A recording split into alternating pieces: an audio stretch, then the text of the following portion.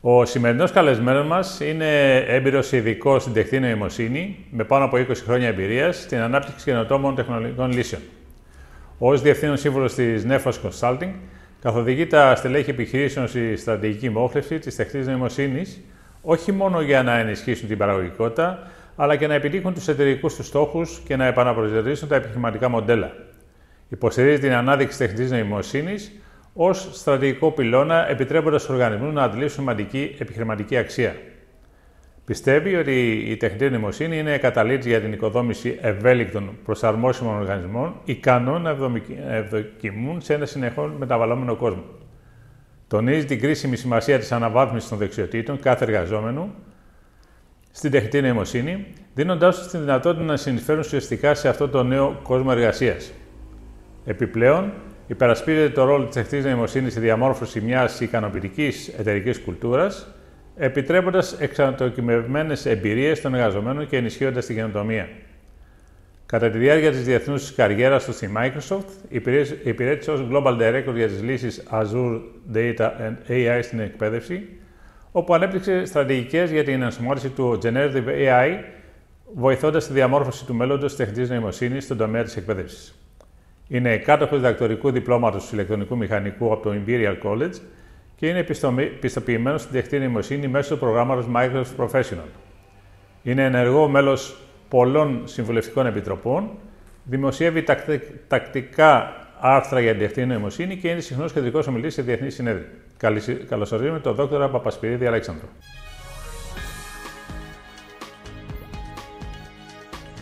Οι CEO πλέον έχουν πιστεί για την αξία που έχει το Artificial Intelligence μέσα στην εταιρεία τους. Δεν υπάρχει αυτό το θέμα. Νομίζω ότι πλέον και οι διάφορες μελέτες αλλά δείχνουν αυτό πολύ καθοριστικά, ότι όλοι το πιστεύουν. Νομίζω ότι το θέμα είναι το what's next, το τι κάνουμε. Πήγαμε και σε άλλα πράγματα, όπως έγινε με το μοντέλο O1 που κάνει planning, που πλέον ανοίγει μια σειρά προβλημάτων, τα οποία δεν ήταν πλέον εφικτά με την κλασική προσέγγιση που γινόντουσαν από τα Large Language Models. Για να μπορέσουμε να έχουμε θετικά αποτελέσματα, υπάρχει η ευθύνη μας στον καθένα μας ατομικά, στους οργανισμούς στους οποίους δουλεύουμε, και αυτό χρειάζεται. Η επιμόρφωση είναι πάρα πολύ σημαντικό, αλλά και κυρίως το hands-on, δηλαδή να το αξιοποιούμε ο καθένας, να το βλέπουμε γιατί τι μπορεί να κάνει στη δουλειά του. Όταν υπάρχουν εργαλεία στη δουλειά, να μπορούν να τα αξιοποιούνται. Να ζητάει από τον manager του να έχει απαιτήσεις από την εταιρεία του να του δώσει τα κατάλληλα εργαλεία. Καλησπέρα Αλέξανδρε, σε ευχαριστούμε πολύ που ήρθες εδώ σήμερα. Θέλεις για αρχή να μας πεις λίγα λόγια για σένα επιγραμματικά? Ναι, ευχαριστώ και χαρά μου που είμαι μαζί σου σήμερα και στην εκπομπή σας.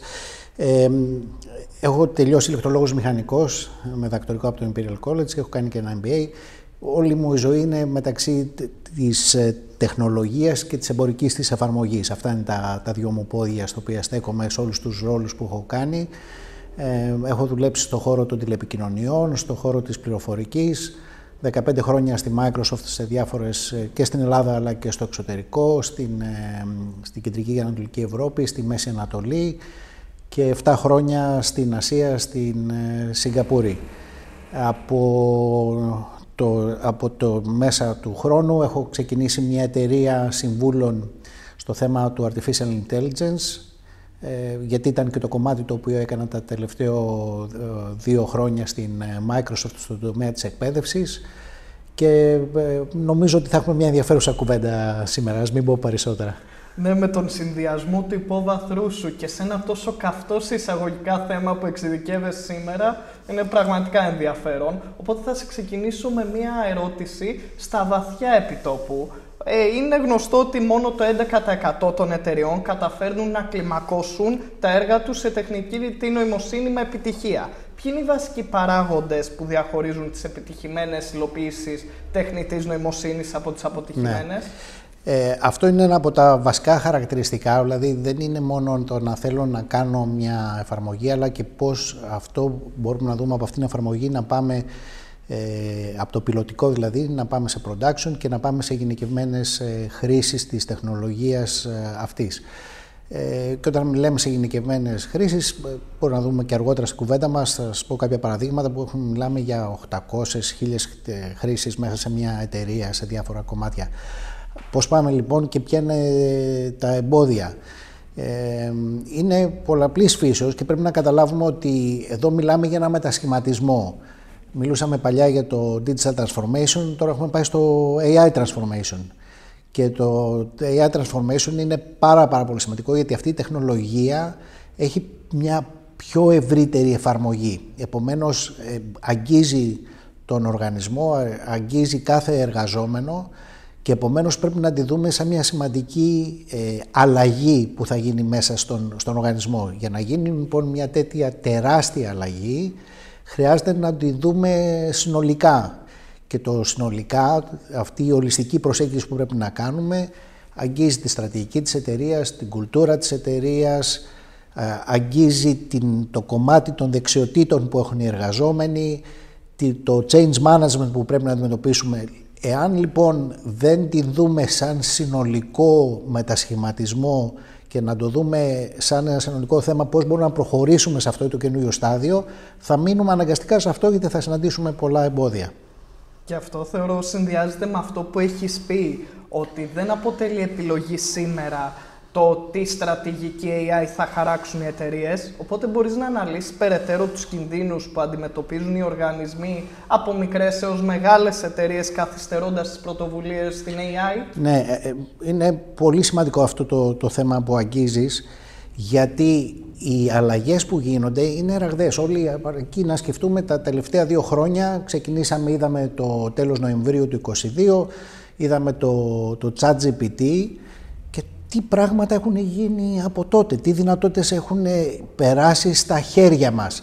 Μια βελτίωση των μοντέλων, με μια αύξηση των δυνατοτήτων τους σε πολλούς τομείς. Και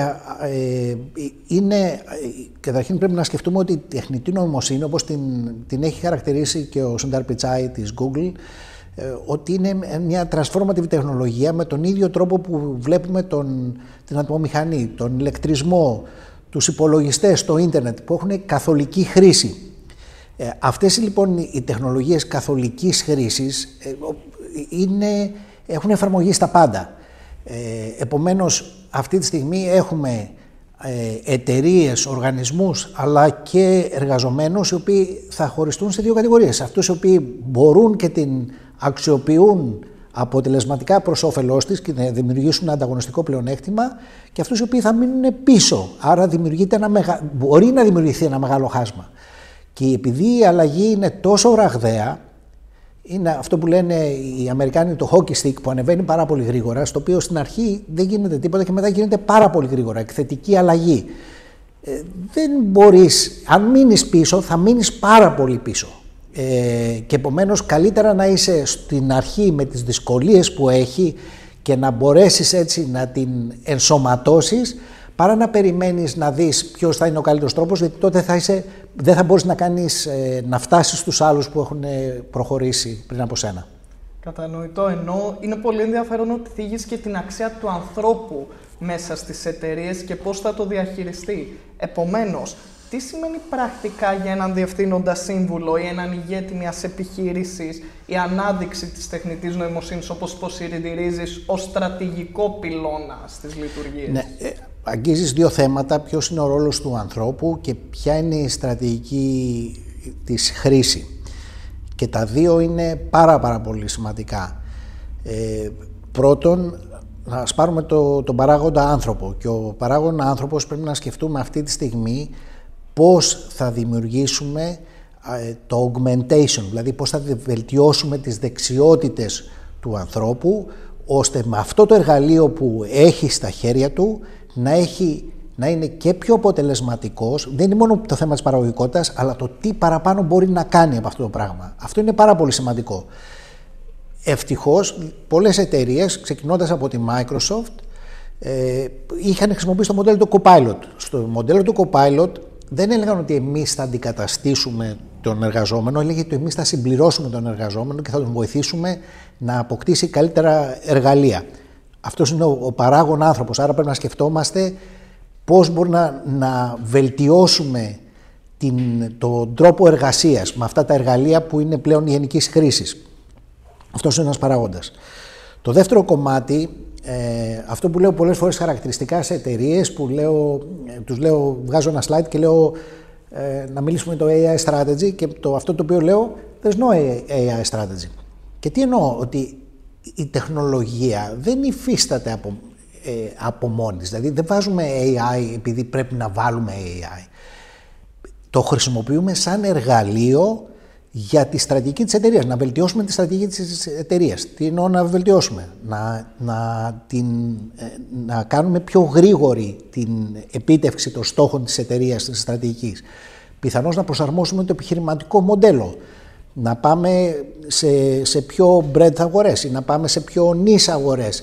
Έχουμε δηλαδή έναν τρόπο στο οποίο μπορεί να αλλάξουμε και τη στρατηγική, να φτάσουμε πιο γρήγορα στο μοντέλο της. Άρα είναι ένα εργαλείο για τη στρατηγική της εταιρείας και γι' αυτό είναι κεντρικός πυρήνας αυτό. Αλλά δεν υφίσταται για τη δικιά της, επειδή μας ενδιαφέρει τη τεχνητή νοημοσύνη, αλλά επειδή μπορεί να μας βοηθήσει. Και αυτό το οποίο λέω δεν είναι μόνο για τις μεγάλες εταιρείες, είναι και για τις μικρές εταιρείες, αλλά είναι και για τον καθένα μας διαφορετικά. Δηλαδή, είτε είσαι freelancer, είτε είσαι εργαζόμενος σε μια εταιρεία, είναι ένα πολύτιμο εργαλείο. Αυτό λοιπόν ισχύει σε όλους, σε όλα τα επίπεδα. Και θίγεις κιόλας να μην κυνηγάμε το AI λόγω του ότι είναι η τάση, αλλά να στοχεύουμε σε πρακτικά αποτελέσματα στην καθημερινότητά μας. Και εδώ υπάρχει το κομμάτι ότι η πλειοψηφία των CEOs επενδύουν αυτή τη στιγμή σε τεχνητή νοημοσύνη. Τι θα συμβούλευες ώστε να μπορεί η επένδυση να καρποφορήσει και να γυρίσει πίσω τα χρήματα με αυτά αποτελέσματα? Και αυτό αγγίζει και αυτό που είπαμε, δηλαδή το αρνητικό, ότι μόνο 11% των εταιριών σε μια μελέτη που έκανε η BCG μπόρεσαν να κλιμακώσουν, αλλά ισχύει και σε θετικά αποτελέσματα που έχουμε δει εταιρείες να επιτυχαίνουν πολλούς στρατηγικούς στόχους σε ζήτημα μηνών. Πώς αυτά τα δύο βλέπουμε? Πρώτον, επειδή είπαμε ότι είναι στρατηγικός η σημασία της, πρέπει να είναι μια πρωτοβουλία η οποία ξεκινάει από τον CEO της εταιρείας. Είτε αν μιλάμε στο δημόσιο τομέα, πρέπει να από τον υπεύθυνο του οργανισμού. Για παράδειγμα, εγώ δουλεύω πολύ με πανεπιστήμια, πρέπει να ξεκινάει από την ηγεσία του πανεπιστημίου η εφαρμογή της. Είναι πάρα πολύ σημαντικό να δώσει η ηγεσία τον τόνο, αυτό δηλαδή το οποίο θέλει να κάνει, να πει ότι είναι μια σημαντική ευκαιρία, την οποία όλοι πρέπει να την ενσωματώσουμε. Άρα είναι ο ρόλος της ηγεσίας να δώσει τη σημασία που έχει και μετά να χτίσει όλα τα υπόλοιπα τα οποία είπα προηγούμενα, ότι αυτό το μοντέλο ολιστικής προσέγγισης το οποίο πρέπει να κάνουμε, να κοιτάξουμε δηλαδή το strategy και το culture και το technology και τα data και τα processes και το structure, πρέπει να το δούμε συνολικά σαν μια αλλαγή η οποία επιφέρεται και να μπορέσουμε να το πάμε βήμα-βήμα, γιατί δεν είναι... Πολλές φορές τα αντιμετωπίζουμε αυτά τα πράγματα σαν να είναι να φτιάχνουμε ένα έργο, δηλαδή να φτιάξουμε μια γέφυρα που ξεκινάμε τη μελέτη, την εφαρμόζουμε, τελειώνουμε, πάμε σπίτι μας. Δεν είναι έτσι. Τώρα με το AI είναι μια συνεχής προσπάθεια στο οποία κάνουμε να βελτιώσουμε την αποτελεσματικότητα και να αυξήσουμε τον τρόπο με τον οποίο αξιοποιείται το AI στην εταιρεία. Προφανώς δεν μπορεί να αξιοποιηθεί μέσα σε 3 μήνες, 6 μήνες καθολικά. Είναι ένα journey, ένα ταξίδι το οποίο κάνουμε. Και στο journey αυτό ξεκινάς κάπου και λες ποιο είναι το πρώτο μου βήμα. Μετά, αφού το έχω πετύχει αυτό, και πρέπει να είναι πετυχημένο, γιατί ένα αποτυχημένο μετά δεν μπορεί να πας παρακάτω. Είναι το 11% που είπαμε. Τώρα για να δούμε το 89% που αποτυχάνει. Τώρα το 11% πρέπει να κάνει το επόμενο βήμα. Και έτσι είναι λοιπόν πώς συντονίζουμε αυτούς τους άξονες τους οποίους έθεσα, να τους πάμε βήμα-βήμα. Αυτό με λίγα λόγια είναι ένα capability maturity model, το οποίο πρέπει να προχωρήσει ένας οργανισμός τα βήματα αυτά σταδιακά και να προχωράει όλος μαζί, σαν να κάνεις κοπηλασία, όπου όταν στην κοπηλασία όλοι πρέπει να κοπηλατούν όλοι μαζί. Αυτό είναι το βασικό παράδειγμα, το μοντέλο που πρέπει να σκεφτούμε, ότι πρέπει να γίνουν όλοι αυτοί, για να μπορέσει να πάει η βάρκα μπροστά, πρέπει όλοι να κοπηλατούμε με τον ίδιο ρυθμό με την ίδια κατεύθυνση. Επομένως, από ό,τι καταλαβαίνω, μεγάλος ρόλος που λαμβάνεις μέσα στις επιχειρήσεις με την εταιρεία σου, μαζί με τα στελέχη σου, είναι ουσιαστικά περνάτε πολύ χρόνο με τον CEO και τους κύριους stakeholders, ώστε να πιστούν σε εισαγωγικά για την αξία όλων αυτών των τεχνολογιών και για να τις υιοθετήσουν.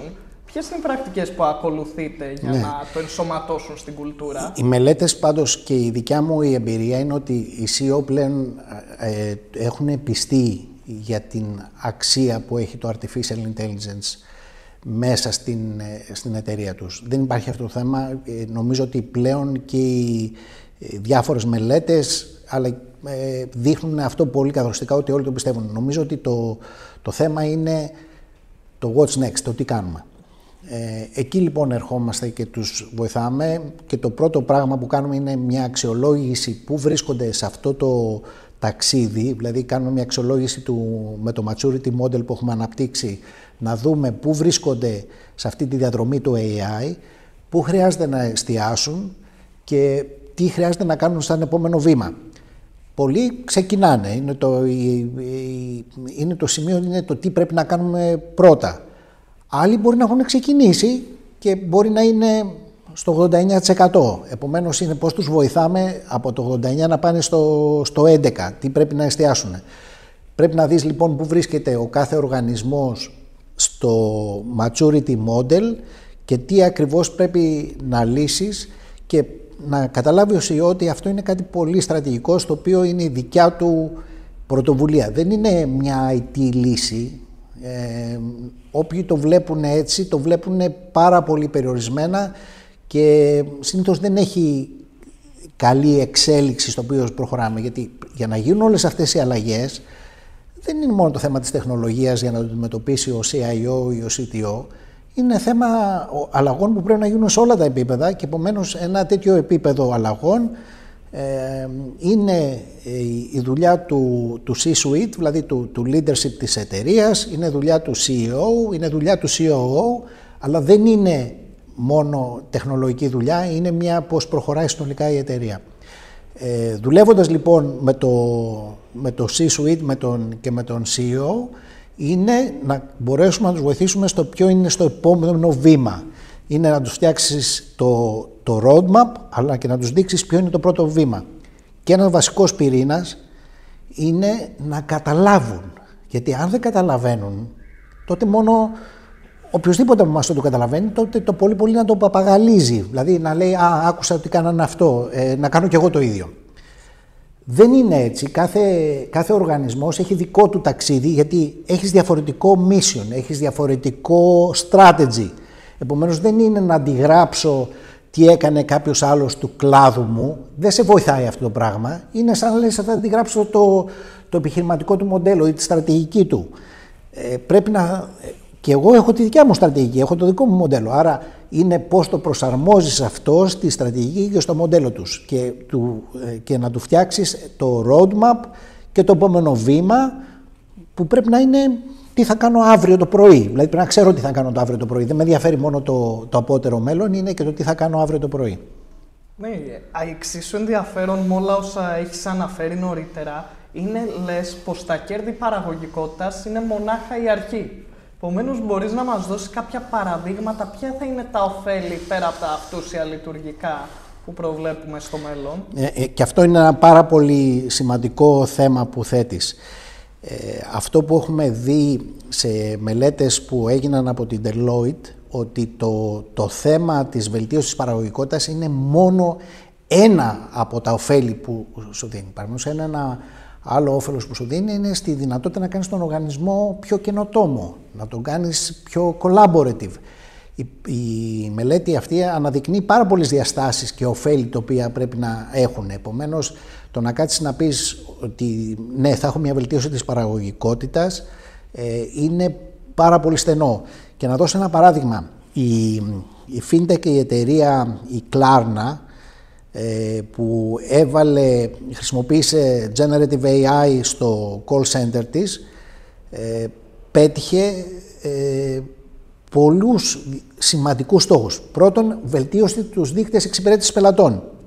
που είναι το κύριο στην αποστολή του call center, είναι να βελτιώσει τους δείκτες εξυπηρέτησης πελατών. Βελτίωσε την κερδοφορία της, μειώνοντας το κόστος. Και το τρίτο, και είναι κάτι το οποίο και εκεί είναι πώς βλέπουμε τη διεύρυνση του όφελους που έχουμε από το AI, μπόρεσε να εξυπηρετήσει για πρώτη φορά το λεγόμενο long tail. Δηλαδή έχεις το κύριο μέρος της πελατείας σου από πλευράς γλώσσας, εθνικότητας, και έχεις φυσικά και μετά πάρα πολλές άλλες μικρότερες εθνικότητες, οι οποίες είναι δύσκολο να εξυπηρετηθούν στη δικιά τους. Με το generative, στη δικιά τους γλώσσα.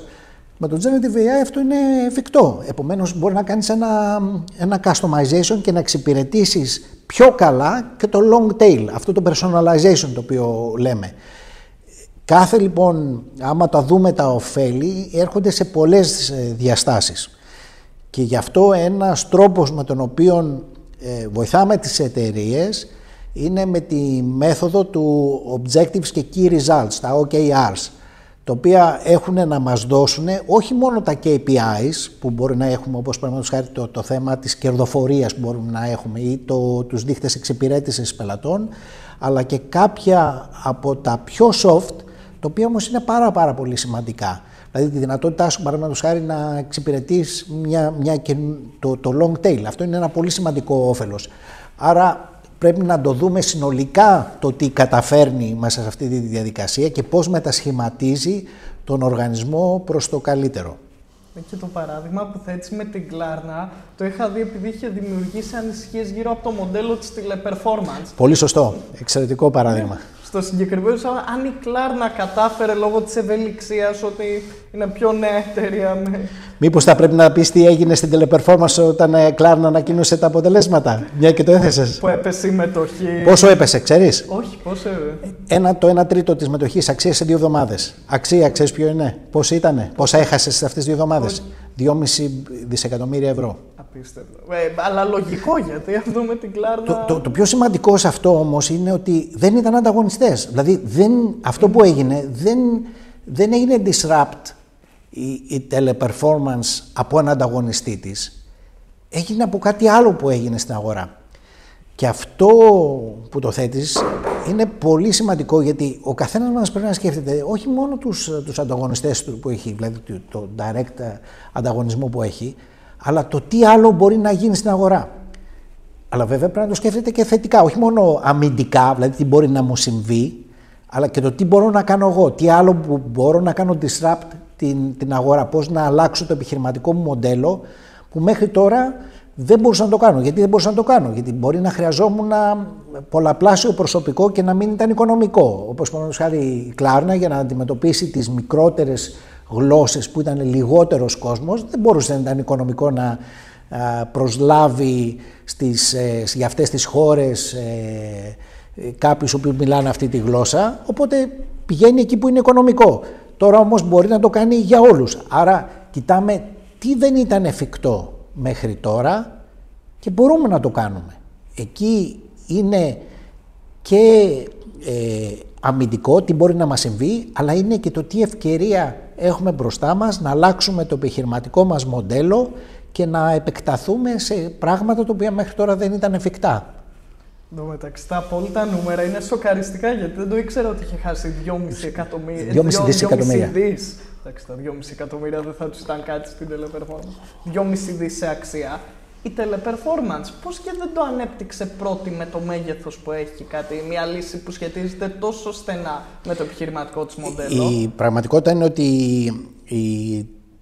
η teleperformance είχε ανακοινώσει και μια συνεργασία με την Microsoft. Αλλά για να δέσω αυτό που είπα νωρίτερα και γιατί είναι σημασία ότι πρέπει να κινηθούμε πάρα πολύ γρήγορα, ότι βρισκόμαστε σε ένα κομμάτι εκθετικής αλλαγής. Δηλαδή, είναι πολύ σημαντικό να επιταχύνουμε το βήμα μας σε αυτόν τον τομέα και να μην καθόμαστε πίσω να βλέπουμε τι κάνουν οι άλλοι.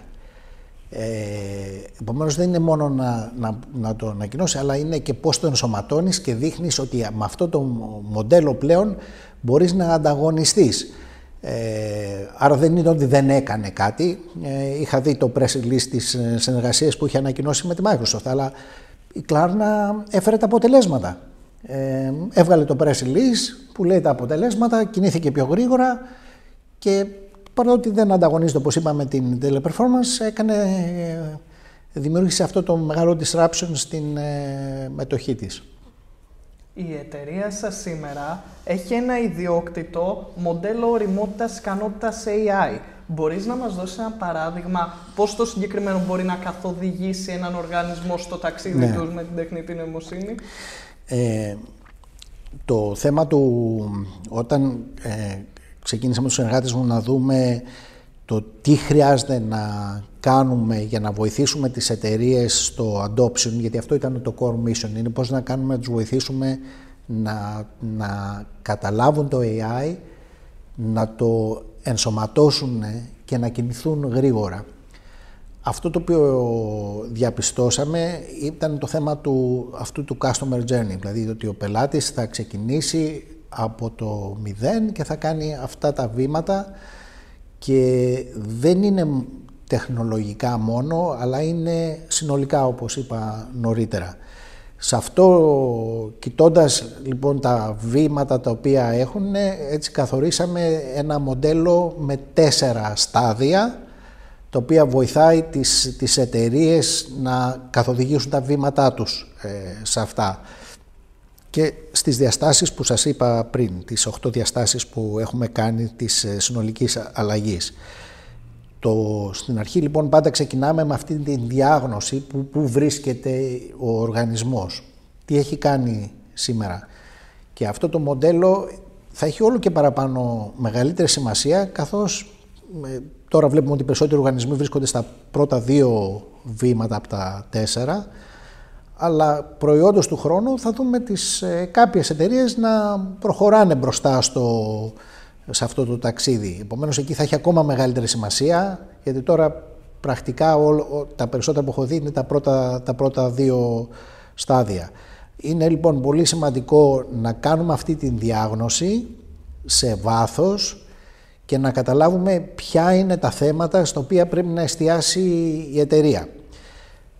Εάν μια εταιρεία δεν έχει ξεκινήσει τίποτα, τότε τα βήματα τα οποία τους λέμε είναι πρώτον πρέπει να γίνεται upskill, και αυτό το αναλαμβάνουμε και εμείς και σε επίπεδο της ηγεσίας αλλά και των κυρίων στελεχών, να καταλάβετε πώς μπορεί να αξιοποιηθεί το AI και τι αλλαγές μπορεί να επιφέρει. Επομένως είναι το κομμάτι το upskilling. Το δεύτερο κομμάτι έχει να κάνει με το να προσδιορίσουμε τα use cases τα οποία είναι συγκεκριμένα για την εταιρεία. Είπα πως πριν ότι μπορεί να υπάρχουν industry use cases, αλλά σημασία έχει το δικό σου ταξίδι που κάνεις. Δεν έχει σημασία τι κάνει ο άλλος. Είναι καλό να το ξέρεις τι κάνει ο άλλος, αλλά το να αντιγράφεις δεν θα σε βοηθήσει. Επομένως είναι να βρεις τα use cases, τα οποία είναι πραγματικά θα φέρουν αυτή την αλλαγή και ταυτόχρονα έχουν και από πλευράς υλοποίησης, πολυπλοκότητας υλοποίησης, και από πλευράς ρίσκου, όπως από πλευράς governance, έχουν χαμηλότερο. Επομένως είναι να κάνεις αυτό το optimization μεταξύ του return on investment και του ευρύτερου κόστους, το οποίο έχει να κάνει με την πολυπλοκότητα και το ρίσκο που έχει φυσικά από πλευράς governance. Από χρονικής διάρκειας, περίπου πόσο παίρνει ένα τέτοιο ταξίδι, που φαντάζομαι ότι είναι συνεχές, αλλά για να γίνουν τα κύρια βήματα? Ναι, θα έλεγα ότι το πρώτο βήμα είναι 3 με 6 μήνες, και το που υπάρχει αυτή η διαφοροποίηση είναι και πόσο γρήγορα ανταποκρίνεται σαν οργανισμός και μπορεί να δουλέψει μαζί μας και να του δώσει αυτή την προτεραιοποίηση που υπάρχει για το πώς πρέπει να κινηθεί. Και φυσικά μετά πρέπει να περάσουμε και στη φάση υλοποίησης του πρώτου πιλωτικού έργου, το οποίο εξαρτάται φυσικά και εκεί η πολυπλοκότητά του. Αλλά θέλω να δώσω ένα παράδειγμα, ότι η Klarna περίπου νομίζω ότι ήταν γύρω σε αυτό το διάστημα. Άρα μιλάμε για κάτι για μήνες, δεν μιλάμε για χρόνια να μπορέσεις να αξιοποιήσεις αυτές τις τεχνολογίες, και αυτό είναι πάρα πολύ σημαντικό. Δηλαδή μιλάμε τώρα με όρους ανάπτυξης. Μιλάμε για agile development και όχι για waterfall model που φτιάχνουμε προδιαγραφές για ένα χρόνο, κάνουμε RFI, RFP και tender μετά σε 2 χρόνια. Και μιλάμε για το ακριβώς ανάποδο, να κάνουμε συνεχείς αλλαγές μικρότερης διάρκειας, να το βλέπουμε τι προχωράει ή που δεν προχωράει, γιατί πρέπει να κάνουμε accept ότι κάπου δοκιμάζουμε. Δηλαδή αυτή τη στιγμή με το AI έχουμε we build the plane as we fly it. Επομένως πρέπει να καταλάβουμε ότι κάπου κάτι θα δουλέψει, κάτι δεν θα δουλέψει. Από αυτό μαθαίνουμε όμως, μαθαίνουν οι εταιρείες το πώς να το προσεγγίζουν, να κάνουν μια ανάλυση το τι πήγε καλά, τι δεν πήγε καλά, ώστε να μπορούμε να το κάνουν focus σε αυτά τα πράγματα που μεγιστοποιεί το όφελος για αυτές και να προχωράνε στο επόμενο βήμα. Μιλάμε πάντως για μήνες πλέον σε κάθε φάση και εντάξει, δεν χρειάζεται να το δει κανείς συνολικά, δηλαδή ότι όλη η εταιρεία κάνει. Μπορεί να πάρει ένα function, δηλαδή όπως επέλεξε η Klarna και κάνει αυτό. Τώρα βέβαια η Klarna επεκτάθηκε σε όλους τους τομείς. Το αντίστοιχα κάνει και η Moderna, έχει κάνει πάλι και αυτή μια συνεργασία με την OpenAI, έχουν γύρω στα 800 GPTs που χρησιμοποιούν μέσα. Είναι ένα ταξίδι που, όπως είπαμε, που κάνουν, αλλά ξεκινάνε τα πρώτα βήματα, γίνονται σε μήνες. Είναι άξιο απορίας η ταχύτητα που κινούνται όλα και ότι κινούνται παράλληλα. Ιδίως στο παράδειγμα με το αεροπλάνο που λες, ότι όσο το πετάμε το χτίζουμε κιόλας. Με βάση της εμπειρίας σου, τα επόμενα 2-3 χρόνια, ποιες θεωρείς ότι θα είναι οι αναδυόμενες τεχνολογίες που πρέπει να έχουν στο νου τους CCO και ηγέτες των επιχειρήσεων? Ναι, φυσικά έχουμε εστιάσει στο Generative AI, αλλά δεν θα έπρεπε να παραλείψουμε και να δούμε συνολικά το θέμα του AI, είτε είναι τεχνικές machine learning, που οι αλγόριθμοι, υπάρχουν συγκεκριμένοι αλγόριθμοι όπως για forecasting, ή classification, είτε σε vision, το οποίο μπορούμε να χρησιμοποιήσουμε κάτι το οποίο είναι πιο εδραιωμένα, δηλαδή πρέπει να το δούμε συνολικά σε αυτό το οποίο υπάρχει. Άρα να το δούμε σφαιρικά πρώτα το κομμάτι του AI, όχι μόνο το Generative AI. Παρότι το Generative AI είναι εκεί που έχουμε εστιάσει. Βλέπουμε όμως ότι και στο κομμάτι του Generative AI υπάρχουν φυσικά πολύ σημαντικές εξελίξεις. Αν κοιτάξουμε το τελευταίο εξάμηνο, και με κίνδυνο φυσικά να έχω παραλείψει σημαντικά πράγματα, έχουμε πολύ σημαντικές εξελίξεις για να καταλάβουμε. Πρώτα μιλούσαμε ποιο μοντέλο είναι το καλύτερο. Είναι το GPT-4, μετά πήγαμε στο 4.0, είναι το Claude, το Gemini και τα τεχνικά τους χαρακτηριστικά. Μιλούσαμε αυτό είναι μια διάσταση. Ξαφνικά όμως πήγαμε και σε άλλα πράγματα, όπως έγινε με το μοντέλο O1 που κάνει planning, που πλέον ανοίγει μια σειρά προβλημάτων, τα οποία δεν ήταν πλέον εφικτά με την κλασική προσέγγιση που γινόντουσαν από τα large language models. Και για να είμαι ειλικρινής, όλοι μαθαίνουμε ποια είναι η σωστή χρήση τους και σε ποια κομμάτια είναι το O1 πιο χρήσιμο σε μια εταιρεία. Είχαμε αυτή τη βδομάδα την ανακοίνωση από την Anthropic που έχει πλέον φτιάξει μια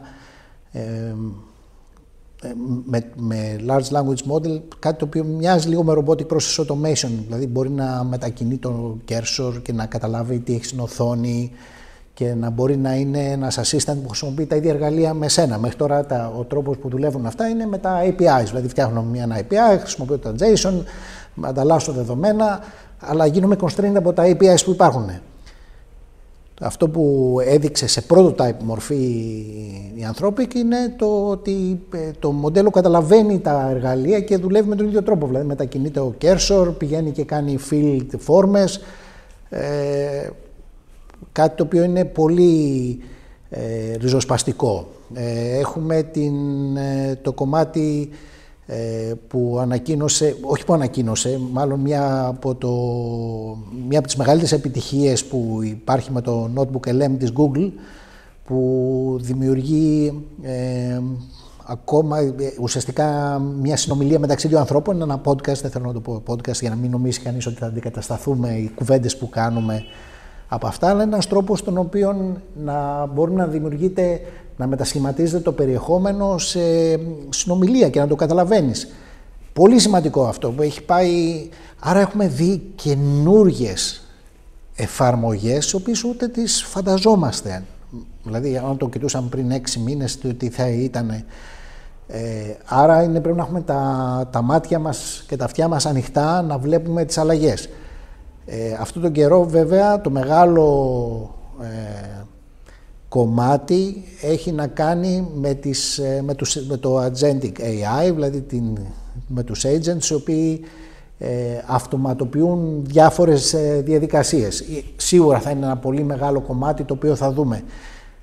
Δεν θα ήθελα όμως να πω ότι κανείς ξέρει σε ένα χρόνο από τώρα τι θα είναι οι πιο σημαντικές τεχνολογίες. Σημαντικό είναι να καταλάβουμε ότι δουλεύουν αυτή τη στιγμή χιλιάδες άνθρωποι σε νέα μοντέλα. Αυτό τους δίνει αυτή τη δύναμη που είπα στην αρχή, ότι είναι κάτι σαν τον ηλεκτρισμό, γιατί υπάρχουν χιλιάδες άνθρωποι που φτιάχνουν πράγματα αυτή τη στιγμή και η τεχνολογία εξελίσσεται. Πριν ένα χρόνο θα λέγαμε πότε θα βγει το GPT-5. Ναι, αυτό είναι ένα πράγμα, αλλά δεν πρέπει να είμαστε εστιασμένοι μόνο στο πότε θα είναι το καινούριο φοβερό μοντέλο. Η τεχνολογία αλλάζει συνεχώς και επομένως πρέπει να είμαστε ανοιχτοί, να καταλαβαίνουμε ποιες είναι οι αλλαγές, τι μπορεί να γίνει τώρα εφικτό. Είμαστε σε μια διαρκή φάση αλλαγής, στον οποίο και εγώ εκπλήσωμαι. Δηλαδή το Notebook LM είναι κάτι καταπληκτικό που έχει φτιάξει η Google. Όταν είδα τώρα το release της Anthropic, λέω φοβερό πάλι, κάτι καινούριο. Δεν το περιμένει κανείς. Δηλαδή ξέρουμε ορισμένα πράγματα, αλλά τώρα ξαφνικά έχουμε καινούργιες δυνατότητες και επομένως είμαι σίγουρος ότι θα δούμε καινούργιες δυνατότητες και σε 3 μήνες και σε 6 μήνες και συνέχεια. Επομένως, το σημαντικό είναι η διαχείριση της αλλαγής και η ευελιξία, από όσα λες, γιατί πολύ ακούγονται καταιγιστικά κιόλας και ταυτόχρονα πάρα πολύ ενδιαφέροντα, με πολλές νέες ευκαιρίες. Ακριβώς. Είναι καταιγιστικά και πρέπει να είμαστε ανοιχτοί για το πώς θα κινηθεί η τεχνολογία. Δεν ξέρουμε. Αλλά αυτό που λέω ότι και τίποτα να μην γίνει από εδώ και πέρα. Πες ότι οι δυνατότητες τεχνολογίας ήταν μέχρι εδώ.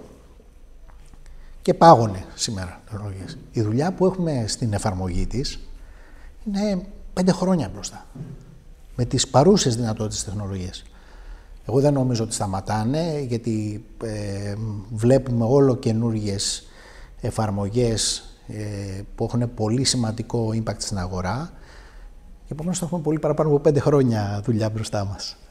Ναι, και γενικότερα η δική σου στρατηγική εστιάζει στο κομμάτι της ολιστικής προσέγγισης του ζητήματος και του συνδυασμού της τεχνολογίας με το ανθρώπινο δυναμικό. Επομένως, πώς θεωρείς ότι μπορεί να συνδυαστεί η τεχνική αλλαγή με την ευρύτερη και την πολιτισμική ταυτόχρονα διαμόρφωση? Είναι ένα θέμα σύνθετο. Είναι ένα θέμα το οποίο υπάρχουν ατομικές ευθύνες, δηλαδή ο καθένας μας πρέπει να ασχολείται με αυτό το πράγμα, να επιμορφώνεται, να καταλαβαίνει το τι γίνεται και να μπορεί να το ενσωματώνει σε ατομικό επίπεδο. Υπάρχει το ίδιο πράγμα σε εταιρικό επίπεδο. Κάθε εταιρεία οφείλει και να το ενσωματώνει και να το παρακολουθεί και να το ενσωματώνει και να φτιάχνει τις πολιτικές και να το εξελίσσει σε εταιρικό επίπεδο. Υπάρχει όμως το αντίστοιχο, πρέπει να γίνει και σε κοινωνικό επίπεδο. Και θα ήθελα να θέσω 2 παραδείγματα, στα οποία μπορεί να ξεχάστηκαν. Εντάξει, δεν έγιναν στην Ελλάδα, αλλά πρέπει να το βλέπουμε σαν ένα διεθνές φαινόμενο. Πριν ένα χρόνο ακριβώς ένα χρόνο και κάτι, είχαμε την απεργία των σεναριογράφων στο Hollywood. Γιατί το κύριο αίτημα ήταν το τι μπορεί να κάνει το AI. Άρα ήδη γίνεται disrupt και έγινε μια συμφωνία μεταξύ και των studios και των σενογράφων, το οποίο να περιλαμβάνει μέσα και το τι επηρεάζει το AI. Και τώρα πριν τον προηγούμενο μήνα είχαμε μια μεγάλη απεργία στην Αμερική με τους εργαζόμενους στα λιμάνια, που φυσικά ένα μεγάλο κομμάτι είναι τι θα γίνει το αποτέλεσμα της αυτοματοποίησης και τι θα είναι, δηλαδή αυτοί οι άνθρωποι θα χάσουν τη δουλειά τους, τι θα γίνει με αυτούς τους ανθρώπους και πώς πρέπει να αντιμετωπιστεί. Άρα για να μπορέσουμε να έχουμε θετικά αποτελέσματα, υπάρχει η ευθύνη μας στον καθένα μας ατομικά, στους οργανισμούς στους οποίους δουλεύουμε, αλλά και στους κοινωνικούς θεσμούς και στους κρατικούς θεσμούς να αντιμετωπίσουν τις προκλήσεις και τις αλλαγές οι οποίες φέρουν. Εάν δεν τις αντιμετωπίσουμε έτσι, μπορεί να έχουμε πολύ κακά αποτελέσματα. Δεν είναι σίγουρο ότι θα έχουμε, δηλαδή ο τρόπος, αν αυτά τα αποτελέσματα είναι καλά ή κακά, θα εξαρτηθούν από το πώς μπορούμε σε συλλογικό επίπεδο να αντιμετωπίσουμε αυτές τις προκλήσεις που υφίστανται από την τεχνολογία. Η τεχνολογία προχωράει, δεν περιμένει. Η τεχνολογία είναι ουδέτερο, δηλαδή δεν έχει, η εφαρμογή της τεχνολογίας είναι αυτό το οποίο φέρνει το αποτέλεσμα. Η τεχνολογία δεν στερεί από κανέναν τη δουλειά του. Αν όμως το εφαρμόσουμε με τρόπο και τον οποίο δεν παίρνουμε σωστά και δεν υποστηρίζουμε τους εργαζόμενους σωστά, τότε μπορεί να έχει κακό αποτέλεσμα ή μπορεί να έχει πάρα πολύ καλό. Να πάμε σε θέμα να μπορεί να υπάρχει περισσότερος ελεύθερος χρόνος ή μπορεί να ασχολούμαστε σε πράγματα τα οποία είναι πιο δημιουργικά από πράγματα τα οποία επαναλαμβανόμενα και δεν είναι, και που έχει ο καθένας μας τη δουλειά του και δεν μας αρέσουν. Άρα μπορεί να υπάρχει θετικό αποτέλεσμα, μπορεί να υπάρχει αρνητικό αποτέλεσμα και αυτό που θα το καθορίσει είναι το πώς μπορούμε σε αυτά τα τρία επίπεδα που είπα να το αντιμετωπίσουμε ώστε να δημιουργήσουμε ένα καλύτερο αύριο για τις εταιρείες, για τους εργαζομένους, για την κοινωνία. Πάντως θεωρώ κάναμε ένα καλό συνδυασμό, γιατί το αίσθημα που δημιουργεί η τελευταία σου απάντηση είναι άρρηκτα συνδεδεμένο με την τελευταία ερώτηση που κάνουμε συνήθως στους καλεσμένους, που είναι τι θα συμβούλευες σε έναν 21χρονο σήμερα, που σε έναν χρόνο θα τελειώσει το πανεπιστήμιο, να κάνει. Ποιες είναι οι συμβουλές σου για να επιβιώσει την εποχή των τόσων αλλαγών? Εγώ δεν θα έλεγα, και είναι πάρα πολύ ωραία αυτή η ερώτηση, δεν θα έλεγα να επιβιώσει. Εγώ θα έλεγα to thrive. Να κυριαρχήσει. Να αρχίσει ακόμα να θα έλεγα να ανθίσεις αυτό. Δηλαδή είναι μια ευκαιρία, μην τα βλέπουμε σαν απειλή, είναι μια ευκαιρία. Για να το κάνει κανείς αυτό πρέπει να ασχολείται. Είναι κάτι σημαντικό. Πρέπει όλοι μας να ασχολούμαστε με αυτή τη τεχνολογία κάνοντας. Δηλαδή το hands-on δεν είναι μόνο να παρακολουθώ παθητικά και αυτό χρειάζεται. Η επιμόρφωση είναι πάρα πολύ σημαντικό, αλλά και κυρίως το hands-on, δηλαδή να το αξιοποιούμε ο καθένας, να το βλέπουμε γιατί τι μπορεί να κάνει στη δουλειά του. Όταν υπάρχουν εργαλεία στη δουλειά να μπορούν να τα αξιοποιούνται. Να ζητάει από τον manager του να έχει απαιτήσεις από την εταιρεία του να τους δώσει τα κατάλληλα εργαλεία και να καταλαβαίνει το τι γίνεται. Το πρώτο λοιπόν είναι ανεξάρτητα ηλικίας, είτε αφορά παιδιά στο σχολείο, είτε φοιτητές, είτε εργαζομένους, είτε managers, σε όλα τα επίπεδα πρέπει να ασχολούμαστε. Αυτό είναι το νούμερο ένα, το οποίο είναι πολύ σημαντικό. Βρισκόμαστε σε μια περίοδο αλλαγής ταχύτατης που δεν την έχουμε ξαναζήσει ποτέ. Τέτοια ταχύτατη αλλαγή. Και θα ήθελα με αυτό το σημείο να το ξαναπώ γιατί είναι τόσο ταχύτητα. Όταν ήρθε ο ηλεκτρισμός ή όταν ήρθαν οι υπολογιστές ή όταν ήρθε το ίντερνετ, χρειαζόταν μια υποδομή για να γίνουν. Δηλαδή, όταν ήρθε ο ηλεκτρισμός πρέπει να φτιάξεις το δίκτυο μεταφοράς. Πρέπει να μεταφέρεις μετά από το δίκτυο μεταφοράς στο δίκτυο διανομής και να πάει στο κάθε σπίτι και στις μπρίζες και όλα αυτά. Αυτά θέλανε χρόνο για να γίνουν. Όταν ήρθαν οι υπολογιστές έπρεπε να αγοράσουν οι επιχειρήσεις και ο καθένας μας ένα υπολογιστή. Πήρε πολλά χρόνια για να γίνει. Όταν ήρθε το ίντερνετ, ξεκινώντας από τις χαμηλές ταχύτητες μέχρι να φτάσουμε, ήθελε και πάρα πολύ χρόνο. Τώρα το AI αξιοποιεί τους υπολογιστές που έχει ο καθένας, τον υπολογιστή που έχει στην τσέπη του, με το κινητό του, τον υπολογιστή που έχει στο σπίτι, το ίντερνετ είτε στο σπίτι του, είτε στην εταιρεία, είτε στην τσέπη του, το mobile ίντερνετ. Υπάρχουν ήδη έτοιμα. Γι' αυτό φτάσαμε αυτό το ταχύτατη εξέλιξη. Αυτή δεν την έχουμε ξαναδεί ποτέ.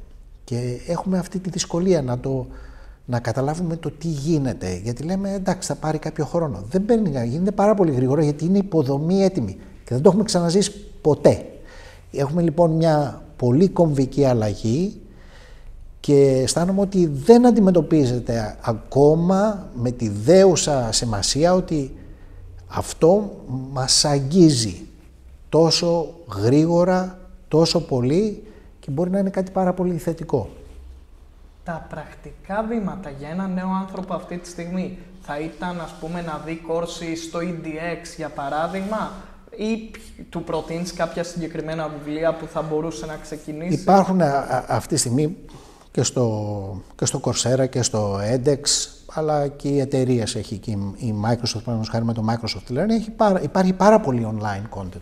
Επομένως είναι ένα πολύ καλό ξεκίνημα από τα MOOCs, τα Massively Online Courses, να μάθει. Είναι το ένα κομμάτι. Το δεύτερο είναι αυτό που είπα, το hands-on. Δηλαδή μπορεί να πάρει κανείς την δωρεάν συνδρομή που υπάρχουν από όλα αυτά τα εργαλεία, είτε είναι της OpenAI, το ChatGPT, είτε είναι το Gemini της Google ή το Claude της Anthropic και να παίζει. Να παίζει, πραγματικά να παίζει και να καταλάβει πραγματικά ποιες είναι οι δυνατότητες. Γιατί και άνθρωποι που καμιά φορά που δοκιμάζουν χωρίς να έχουν μάθει, απογοητεύονται, σου λέει «Α, δεν δουλεύει». Δεν δουλεύει γιατί δεν ξέρουν πώς να το... Εντάξει, είναι ανθρώπινη γλώσσα, αλλά το prompting έχει σημασία, πώς γράφεις τα prompts. Έχει πάρα πολύ σημασία. Τι είδους ερωτήσεις μπορεί να κάνεις. Αυτά θέλεις μια καθοδήγηση.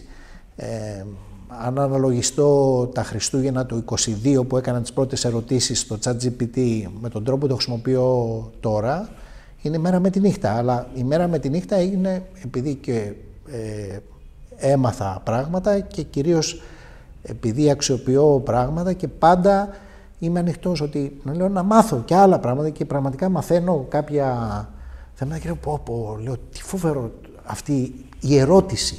Δηλαδή αυτό που μου κάνει εντύπωση πάντα είναι ότι μαθαίνω και μια καινούργια ερώτηση να του κάνω και η οποία είναι πολύ powerful.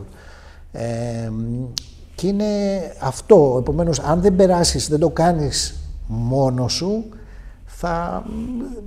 και μάθεις και πειραματιστείς, δεν θα μπορείς να το αξιοποιήσεις. Αυτό για τον καθένα μας. Και φαντάζομαι και εσύ το αντιμετωπίζεις συχνά, που πολλοί λένε ότι δεν μπορούν να αξιοποιήσουν το ChatGPT σε απλά task επειδή δεν αντιλαμβάνονται το garbage in, garbage out. Οπότε το ρωτάνε με λάθος τρόπο και παίρνουν λάθος απαντήσεις. Λάθος απαντήσεις ή περιορισμένες απαντήσεις.